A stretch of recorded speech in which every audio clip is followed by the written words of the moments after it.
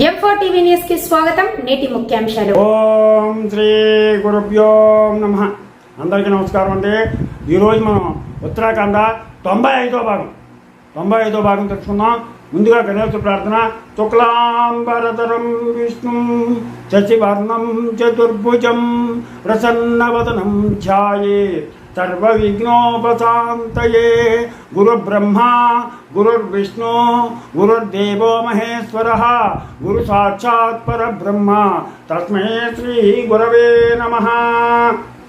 శ్రీరామ జయ రామ జయ జయ రామ శ్రీరామ జయ రామ జయ జయ జయ జయ రామ. శ్రీరామ రామ రామేతి రమే రామ మనోరమే సహస్రనామ తత్తుల్యం శ్రీరామనామ వరాననే.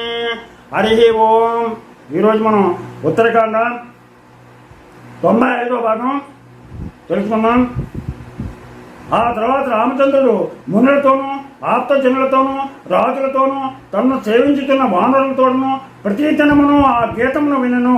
ఆ గీతం వలన ఆ కుశలవులు సీతాపుత్రులను ఎదించి ఆ రాజు సభవారు వినుచుండగా దూతలను పిలిపించి ఇట్లనను. ఇది ఉత్తరాఖండలో కుశలవోత్పత్తి వివరకు ఆ బాలకుడు తన కుమారులని శ్రీరాముడే ఎరుగడు. ముందచ్చటను కూడా ఈ విషయం చెప్పబడలేదు.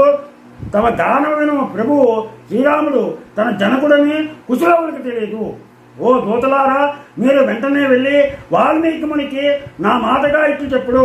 ఓ మునిపుంగవ, భూపుత్రి పరిశుద్ధురాలని నీ మనస్సునందు కలితేని ఆమె పుణ్యచత్రనియు కల్మషము లేనిదనియు మాకందరకు తెలియనట్లు మీ అనుజ్ఞతో రేపే సీతా శపథం ఒకటి చేయగలుగునా అని ముని అభిప్రాయమును సీతాదేవి ఉద్దేశమును తెలుసుకుని రండని చెప్పగా వినుచున్న వారు ఇది అద్భుతమని పలుకుచుండా ఆ దూత అధిక వేగముతో వెళ్ళి మునికి నమస్కరించి మృదువైనటువంటి మాటలతో రాముని వాక్యములను చెప్పి అది విని ఋషి శ్రేష్ఠుడు ఇట్లు చెప్పను.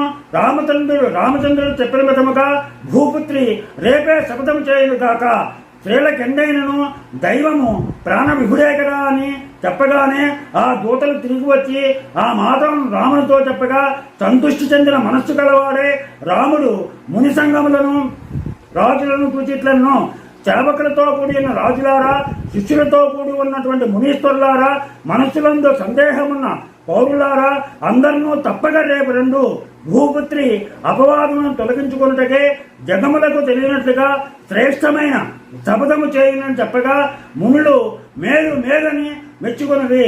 ఎంతయో పొగడుచు రాజులు, రామ ఈ విధముగా చేయుట నీకే తగినది, ఎవరైనా ఇట్లు చేయగలరా అని పలుకగా రేపు మీరందరూ రండని రాజు సెలవీయగా వారిలా ముచ్చటలే చెప్పుకొనుచు వేరది.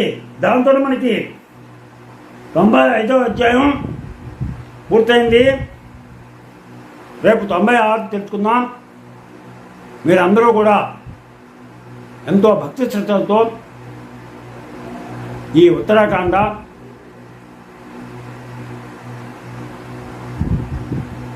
ఈరోజు వరకు 95 భాగాల కింద శ్రవణం చేశారు. మొత్తం 111 భాగాలు ఉన్నాయి. 111 భాగాలతో పూర్తవుతుంది. వీరందరూ ఎంతో భక్తి శ్రద్ధలతో దీన్ని శ్రవణం చేస్తున్నారు.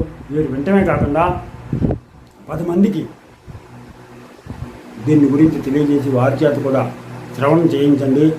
అలాగే మీ పిల్లలకి కథల రూపంలో ఖాళీ సమయంలో మన సనాతన సంప్రదాయాలు, పురాణాలు, ఇతిహాసాలు, గ్రంథాలు, మహాత్ముల చరిత్రలు, భగవద్గీత ఇలాంటి గ్రంథాలు, సత్గ్రంథాలన్నింటిలో కొద్ది కొద్దిగా వాళ్ళకి నేర్పి మన సనాతన ధర్మాన్ని, విలువల్ని కాపాడటాన్ని ఆశిస్తూ మీకు నా ఛానల్ కనుక నచ్చినట్లయితే సబ్స్క్రైబ్ చేయండి.